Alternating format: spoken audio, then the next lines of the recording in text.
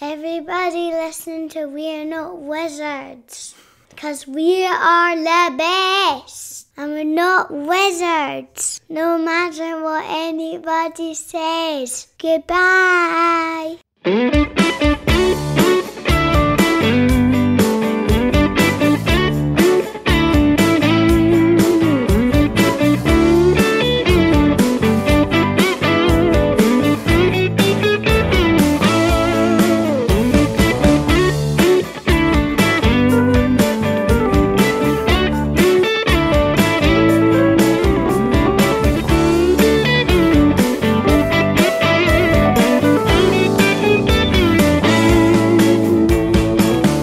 Hello and welcome to another episode of We're Not Wizards. My name's Richard. I'll be your host for July.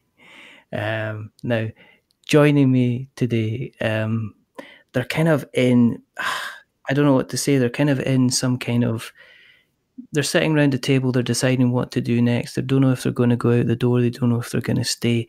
They're just deciding which direction, if they're going to go up, if they're going to go left, if they're going to go right, if they're going to go down, if they're going to go south. It's almost like they're going on an adventure. It's almost like they're deciding what tactics they're going to bring to the table. So I've been speaking to 50% of these two people because for some reason two people decided to come on the show and chat to me. But I have got Nick Yu, I have got Dan Letzring from Letiman Games. They're here to talk about adventure tactics and the second part of the game, which I can't pronounce. Domian's Tower. Domian's Tower. Domian's Tower. We'll edit that in so it sounds perfect, but I don't edit, so we're stuffed. Sorry. But we'll do it live. Hello, hello, gentlemen. How are you? How are you both doing? Are you well? Good. Thank you for having us. Yeah, I'm doing great. We're so excited to be on. So thanks for taking the time to speak to us. I'm just excited because we've been having myself and Dan have been having kind of conversations on and off for a while. I've kind of brushed gently with Dan regarding kind of Carla Cop in connection with Galactic Raptor Games. We then shared some messages when we eventually spoke to Cassie, and now I have you here, Dan, and I can't give you my full attention because that would be rude to Nick. That's okay. If you just want to sit to the side, just give us 5 minutes. But I have a Nintendo Switch. He's going to end up be playing it on the side anyways, like that. It's like I want to see those fingers. No, I'm 100% invested in this interview. So. I want to see the hands all the time. Hands up.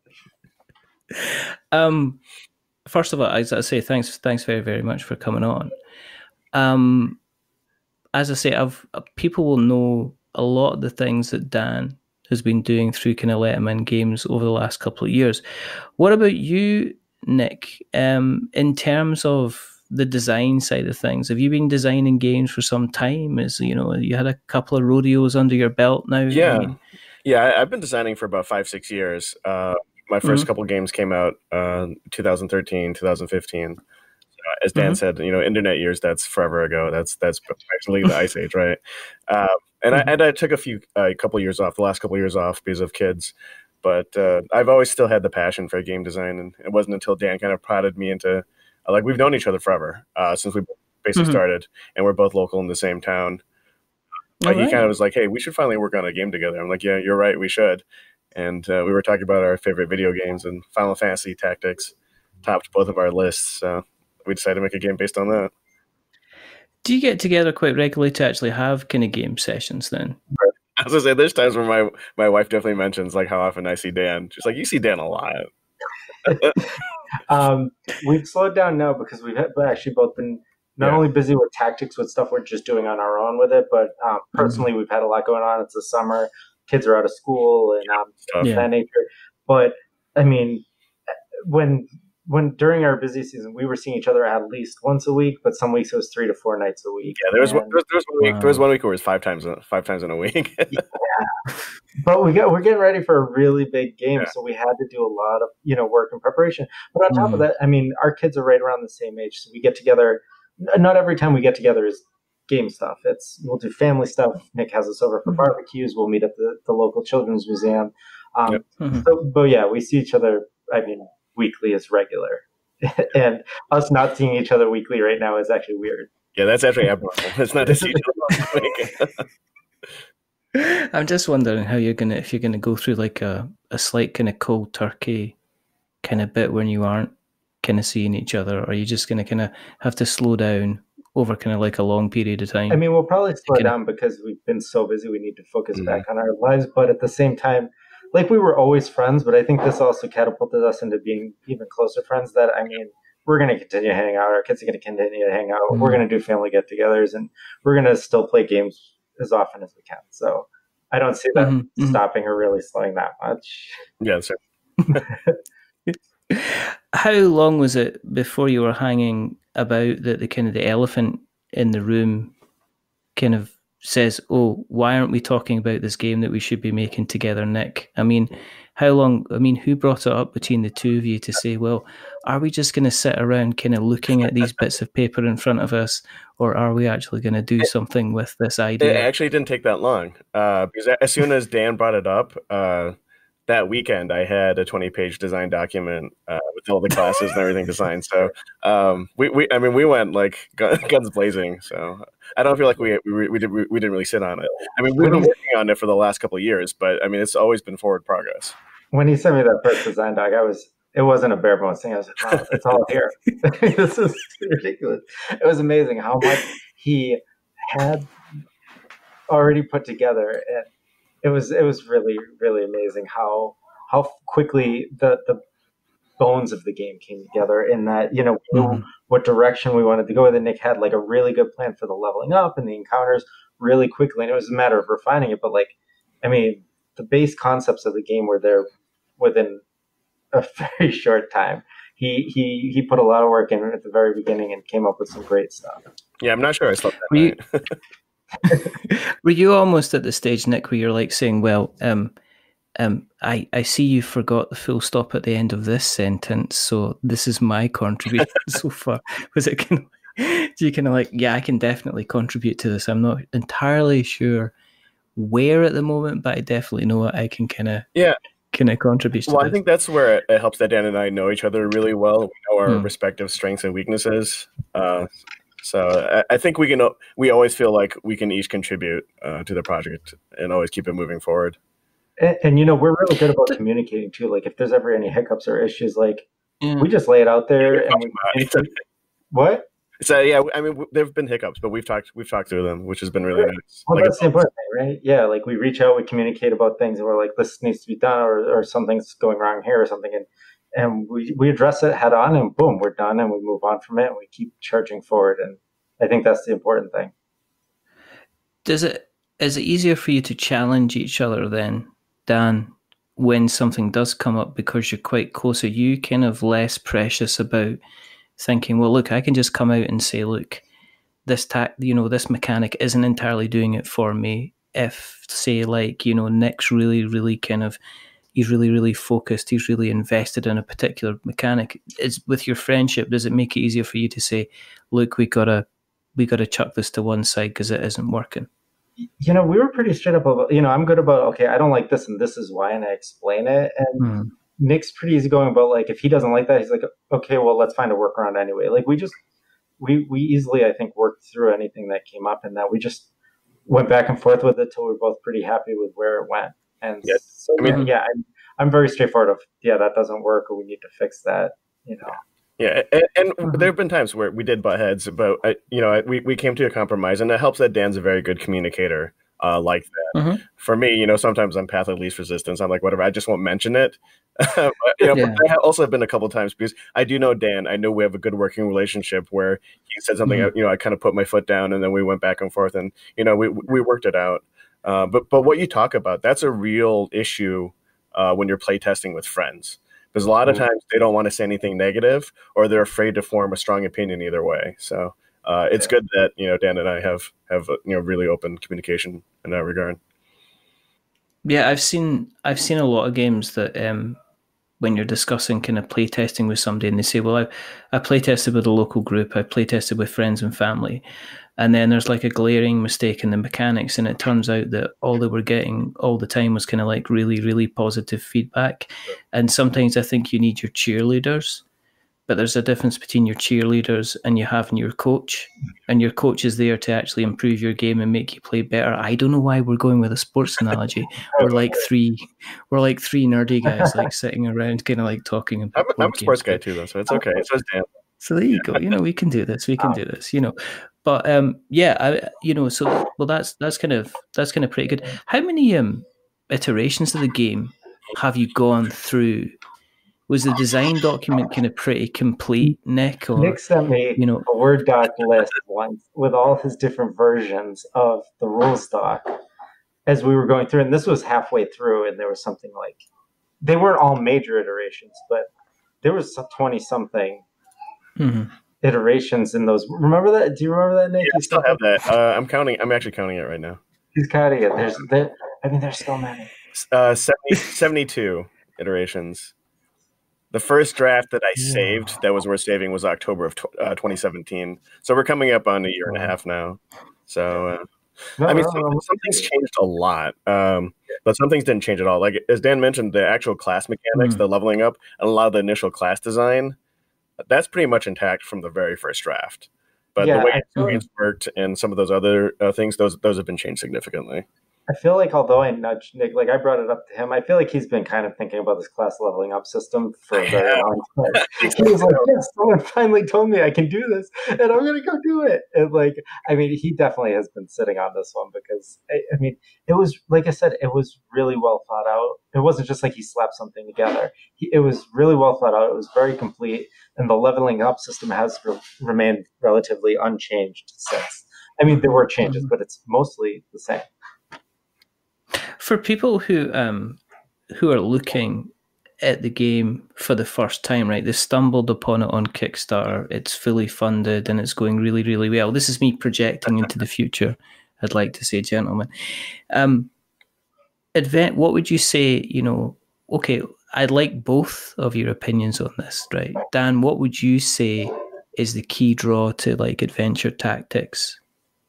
From your point of view? For me, I've been saying this all along because we do a lot of different things that are kind of expanding on these types of games, but the leveling up system is the freshest. And even with posts, we've been asking people what they like the most about this, and they've been pointing out the leveling up system.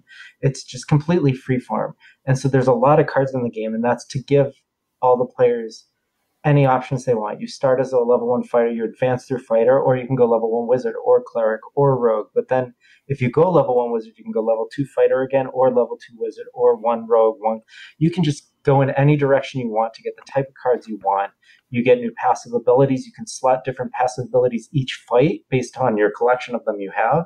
You can only have up to 3, but you may have 7 or 8. So you pick which ones you want in each fight. And it's all based on how you leveled up, which ones you've gotten.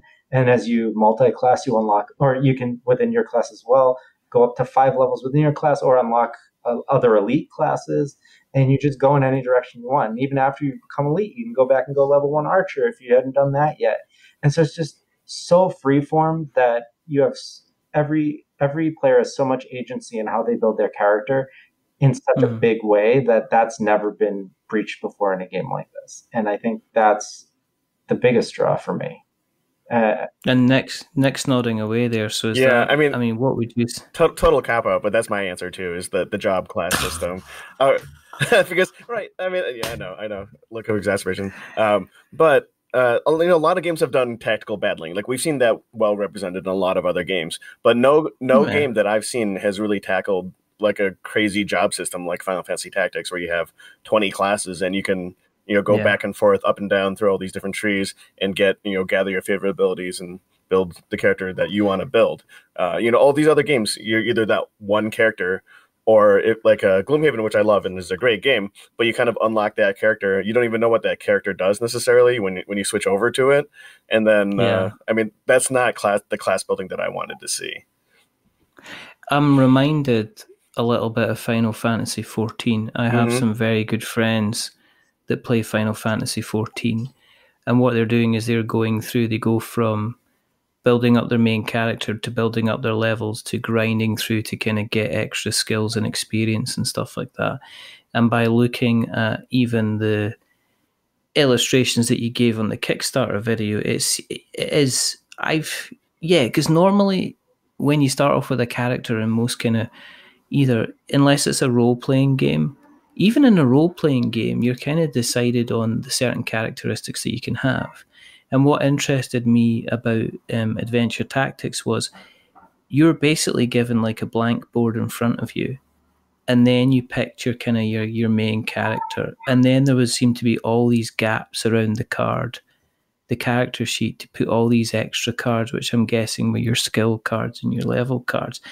And I've not kind of seen that was interested to me. Usually you're given like a preformed player, and then what happens is as you play the game, you get kind of extra skills and stuff like that. But this seemed to be a case of it was actually concentrating on the character build up instead of having generic barbarian, generic wizard.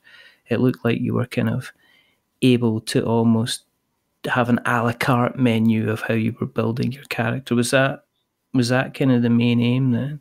Absolutely. Yeah, we wanted to have, as Dan mentioned, the free form class building and exploration. So, and I love deck building too. So the idea of, the classes that you decide to level up in that determines how you build your deck. That really spoke to me as a concept too.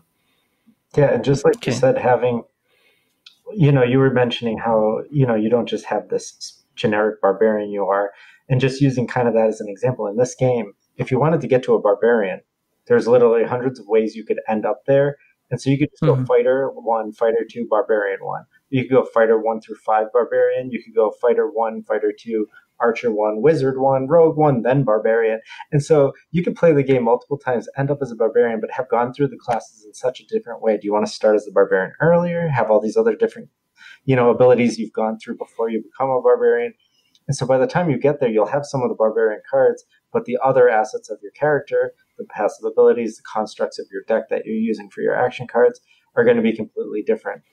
And so I think that you could be a barbarian twice, but be a completely different character is really, really interesting for me. That's right. The exciting part. You could be a different flavor of barbarian, right? The first time you could be fighter, barbarian to be kind of tanky, melee, or you could then do a couple levels of fighter, splash into wizard for 3 levels before going to barbarian, and now you have some fireballs and teleport and the other wizard stuff. Or you could go cleric and have some heals. So yeah, I mean, as you said, there's multiple different ways you could be a barbarian.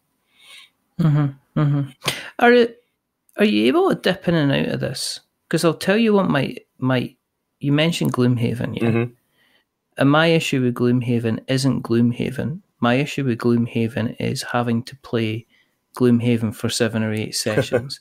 And it's really, really difficult to get people committed to that 7 or 8 sessions kind of thing. Which is while I would love to have Gloomhaven, I would even love to play Pandemic Legacy.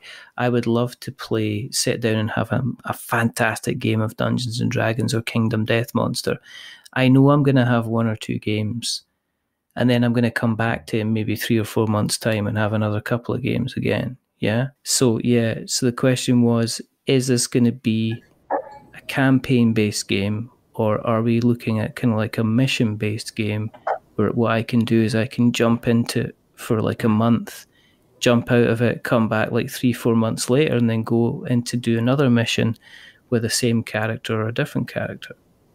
Yep. So I kind of have a 2-pronged answer to this. First of all, in relation to your other concerns where, long play test sessions with a lot of that, what we wanted to do was make the encounters in this shorter. So, you play Dissenter Gloomhaven and you're playing 3 or 4 hours for a single encounter. This one, they're about 45 minutes per encounter. Some are up to 60. Some, like the intro one's going to be about 30. But in a 3-hour, 4-hour night, you can get through about 3 encounters with leveling up. With those longer nights, you can get through some of the campaign, but where it's a choose your own adventure style guide, you're not going to see every encounter in a single, playthrough of the campaign. You will be able to pause it and pick up at the next encounter, but it's going to be with the characters you've been leveling up. So it's going to be, campaign based where you're continuing through and leveling up through. Nick is working on some kind of one-shot type Mm-hmm. fights where it's going to work out to be level up your character to this point, build this fight. This is how the fight's going to progress, and then you can do like kind of one shots. Okay. So we tried to keep it shorter, so you'd be encouraged to do a full playthrough, so that you do it again. We want people to explore different characters. We want people to choose different paths in the campaign guide. Mm-hmm. Yeah. And we didn't think it was realistic that having 3 or 4 fights 10 times would then cause you to play it again, because like you said, there's so many games that come out, so many legacy games, so many campaigns you're involved in. Yeah. That long, it's just not fair to ask of people to do. So we wanted it shorter so that they're still encouraged to play through it multiple times, but they just won't have to invest as much time necessarily to do it. And a 45-minute to an hour night is great, because you can do 1 or 2 fights and say like, hey, that was a nice quick night, and we're gonna call it a day. And and Descent, if you allocate 2-3 hours to one scenario, you could conceivably play 2 or 3 scenarios of adventure tactics in that same amount of time. Which is attractive to me, because usually if I go to like a games night, then I'll be mucking about for 45 minutes, and then somebody will say, oh, aren't we here to play a game? And then we'll get 2 or 3 hours. And there's been a lot of occasions where it's what I call, you never find out who the winner was, because you always gives out the scoop. Because you always end up, if it's got 9 rounds, you always finish on round 7. If it's got 10 rounds, you always finish on round 8, and you never find out who's got the kind of the likes on the points. And even when I maybe played Descent, the first levels in the campaign were almost introductory, and when you're into like mission 9 and 10 and stuff like that, you're looking at huge numbers of hours to get through the game to almost the point where it kind of becomes the grind.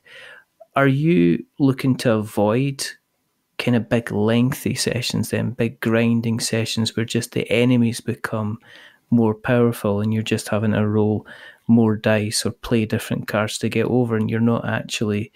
There's a difference between difficulty in terms of just making the bad guys more powerful, and difficulty by actually having to make you think cleverly in order to defeat your enemies instead. Yeah.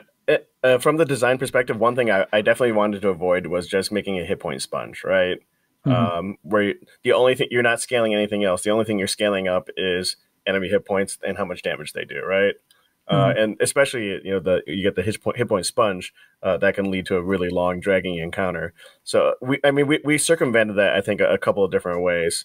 Number one, everything is AI driven, and the monsters have got a lot of advanced techniques, which will cause the players to have to respond tactically. So the healing too. Most of the healing cards are removed from the scenario after you play them once, so you don't get basically it's a cooldown from the encounter. You don't get them back until the next fight, so you can't just keep heal cycling. So you can't sustain, because there's some fights in some other games where you're going to win. It's just going to take you a while, but you're eventually going to win. But we don't have that in adventure tactics. You have also a kind of your party life. That's their resurrection potions. So people can pop back up after they get knocked down. Normal character healing or resurrection potions. But if all the resurrection revive potions are used and one more character gets KO'd, then that's considered a failure. So you have multiple ways to advance through. So the campaign still moves forward even when you fail. You just you won't get as much loot, and that'll sometimes pigeonhole the direction you have to go in terms of how the campaign branches. Yep. And like Nick said too, so there are multiple ways to end the scenario. So there's winning, failing, and winning with bonus. And so, for instance, the first fight, there's a boss and he has minions. So he has 4 minions surrounding him. And as soon as you beat the boss, the fight ends. But if you've defeated all the minions and him, then you get the bonus objective, which gives you more, actions, more abilities, different options in the campaign branching. And so it's always better to get with the bonus. But like you said, if you don't want to grind through the night, or if the fight's dragging on, and it really does get you to respond tactically, because you may say, we're going to go for this bonus. And then as you're doing it, you're starting to get closer and closer to your team getting knocked out. You may just say, we have to turn around and just go for the boss and take him out. And so there are things that do affect the length of the campaign based on your decision, or, the length of a fight. But then you could kind of just turn around and go back to the regular objective. And so you're going to be responding to that as the fight goes on, which is pretty neat as well. And that's going to affect how the fight goes, how you play within it, and what you're doing.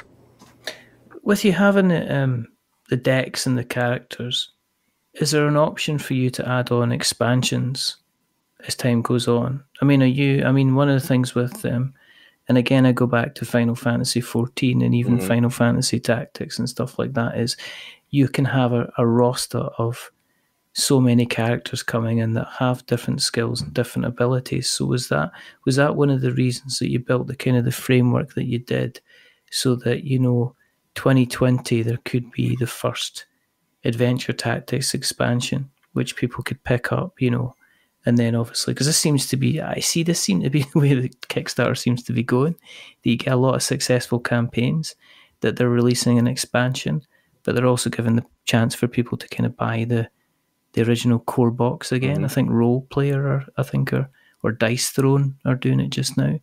You've got the option to buy the latest version, but you've also got the option to buy all the legacy stuff as well. So with it, with Adventure Tactics, is that the idea that you will be able to buy kind of expansion decks for the game as time goes on?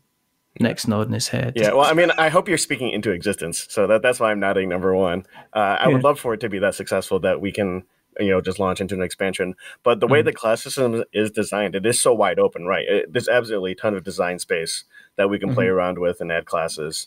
And we even talked about that. And so we have, I'll let Dan take over too, but talk about the hero pack, the class pack. Yeah. So when thinking about this, there are so many different ways to go with expansion, and we've talked about this, right? So we could just add more classes, right? You just want more variety with what you can level up through.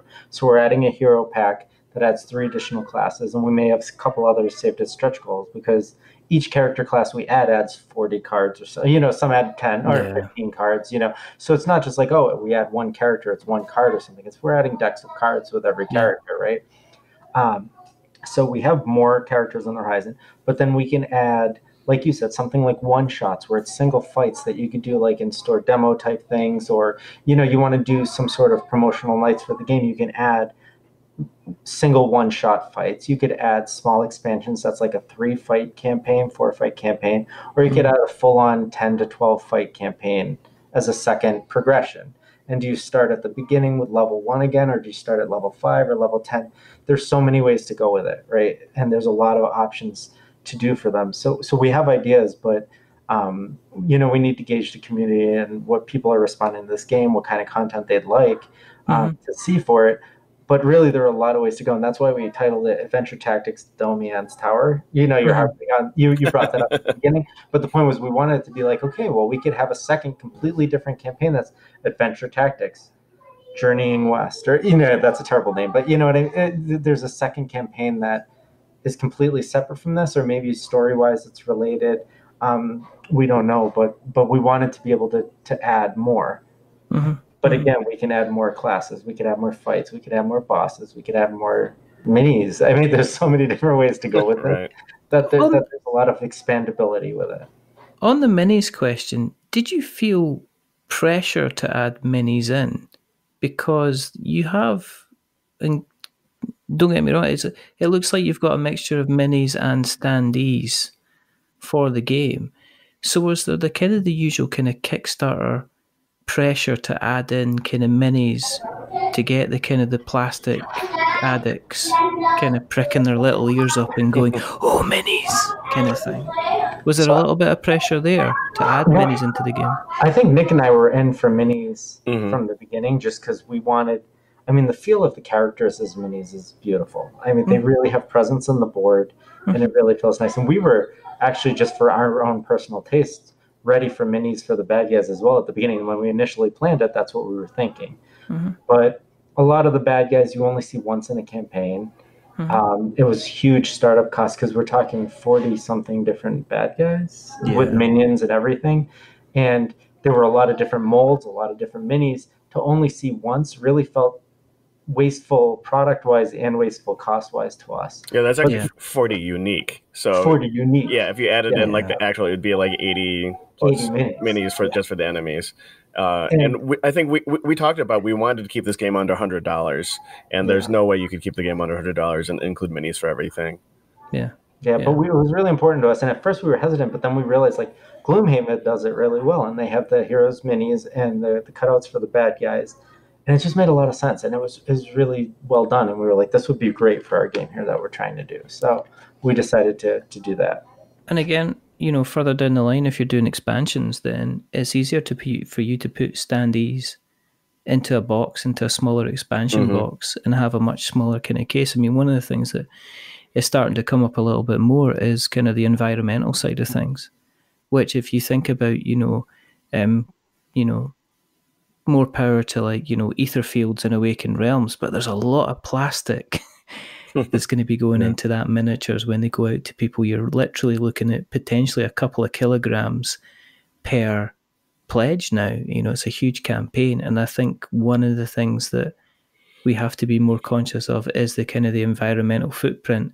And I think that you'll find that more companies will go to standees. And for a lot of campaigns, that's going to help with the costs. I mean, that is going to bring down a tooling cost down to a kind of a smaller level. Me getting off my high horse and my soapbox. But in terms of the pricing, I'm conscious of the time. But in terms of the pricing of the game, have you come up with a final figure for kind of like pledge levels for adventure tactics? Yep. So the base game is $75, and right. Okay. To get that with the hero pack, which is 3 additional characters and a mini for the main boss, and possibly more to come for both of these, it's going to be $90 for the game with the three new classes and the mini. And then if you want painted minis, which we have limited offerings for those, we're doing painted heroes. We have a painter we're hiring to paint them all. That would be $140. I saw the painted minis and looks really nice. Oh yeah, the guy's amazing. He even does like artificial turf. Yeah. Yeah. I'm drooling. I don't know if they were made of candy, because I was just like, bleh. I saw his setup at home. He has like the jeweler's lens too. Like he has that big like monocle that like jeweler's lens, so he can get the really fine detailing in. That'd be really, really kind of awesome. How's it been in terms of building up kind of interest and marketing on it? I mean, you mentioned you guys have been kind of like doing podcasts and shows and stuff like that. Do you feel like Chris Hemsworth, kind of Hugh Jackman doing kind of like the Marvel kind of tour around the studios kind of thing, just try to get the noise out? Yeah, I mean, we've been demoing this at a lot of places. I was demoing it at Origins. We demoed it at Tabletop Day, and everyone the art on the game, we lucked out that we connected with great artists. A lot of the features of what's in this game and the arts, the game sells itself, and that like people see it and they're drawn in. So for like something like Tabletop Day, we did at our local FLGS, and it's a big store, and they have a couple hundred people come every year to it. And Nick and I were running 2 separate demos all day, and we had people we were turning away just because it was there wasn't enough space. Yeah, there wasn't enough space. So many people wanted to try it out. And we were doing 5-person sessions, right? So we were running 10 people at a time. And I mean, it was great. And then we got a great response. Everyone who's been playing it has been loving it. There's a lot of cool features within it. And so it's been getting a great response. So like you said, we've been doing the tours. We've been getting people, in person, digitally. We've been putting, the art out there. We've been doing contests, getting people to sign up for our, my newsletter and whatnot. And it's just the response has been fantastic for this game. I must admit, I was pretty annoyed because I did take a flight all the way over to the US to play the game, and I wasn't able to get a shot. So when did that happen? I was pretty I'm only joking. I was gonna say, you go to Origins and we didn't meet up. That would have been hard. No, I would have definitely. If I'd been at Origins, I'd be wearing a plaque. If the campaign does well enough, we're going to be at Gen Con. So let us know if you're going to be at Gen Con. Or PAX Unplugged. I've no money. Yeah. In Scotland. It's tough. International play is tough. It's tough. As I say, I'm conscious of the time and other factors, but if people want to keep an eye on the campaign, what's happening, where do you guys exist on the internet webs? So if they want to see the campaign, right now it's at www.tinyurl.com/adventure tactics. Okay. And that takes them right to the campaign preview page. So if they want to directly see all the information, everything we're getting, we're compiling on that page. So questions they would have, there's links to the rule book, links to the campaign guide, or half of it. We don't want to spoil anything because there's a lot of cool story elements we don't want to spoil. But there's a lot of information there. How to play videos are coming. So that will be filled up really soon. But then if they want to find me online, it's www.letimangames.com. So Letiman games.com. Also at Letiman Games for Twitter and Facebook and Instagram. And Nick's also online, so he can tell you where he is too. Nick. Yep. ZucchiniPeopleGames.com is where you find my original stuff before Adventure Tactics. And I picked a really unwieldy Twitter handle. It's at YUTINGXIANG. But the easiest way to find me is just follow Dan and find me when I'm commenting on his stuff. So. I tag him for every tactics thing I post. So everything tactics and I reply to probably half of Dan's tweets too. So okay, that's the easiest way to find me is through Dan. Oh, and if you go to the campaign page, I actually put his Twitter handle under his picture there as well. Oh, okay, great. So what we're saying is go to the campaign, back the game, follow the link for the Twitter handle. And then find it, yes. There you go. Oh, and also he's on my on LetimanGames.com. I have a contact page with a lot of people working with us, and he's on there with his Twitter handle and a link. You can just click it, and it takes you right to it. So yeah, we just started up a Facebook group under Letiman Games page for Adventure Tactics. Yep, it's Letiman Adventure Tactics Domains Tower fans group. So cool. I'll make sure that we take all these links and put them in the show notes so that we have notes to show. That would be great, yes. Send you everything you need. Fantastic. Thank you very much for this rather sporadic conversation. Thank you so much. And, any way we can make this work, we're happy to. Yeah. Excellent. If you want to keep an eye on what we're up to, go to the internet web, search for We're Not Wizards. You will find us in various different places. But I want to thank these two fine gentlemen for coming on the show. There's only a couple more things to do. The first thing is to remember that we're many things, but we're not wizards. Are we wizards, Nick? No, but you can be a wizard in Adventure Tactics. Don't start. Are you a wizard, Dan? Unfortunately, no. But he's like the biggest Harry Potter fan I know, though. I don't want to have wizards on the show. That's not the point of the show. And the second thing is to say goodbye. So it is a goodbye from the rather fantastic, the rather wonderful Mr. Dan Letzring. Say goodbye, Dan. Thank you so much for having me. Have a great night. Goodbye. And it's a goodbye from he's full of tactics, he's full of adventure, he's full of wonder. I heard he's got a fantastic singing voice as well. It is the one and only Mr. Nick Yu. Say goodbye, Nick. Goodbye. No actual wizards here. And it's a goodbye from me. Remember, stay safe, roll sixes, make something awful, and check this out. Just check it out, Adventure Tactics. Be all over it like a rash.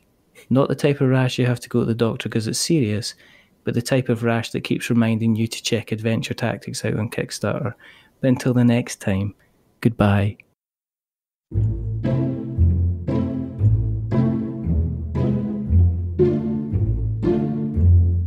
A wizard is never late.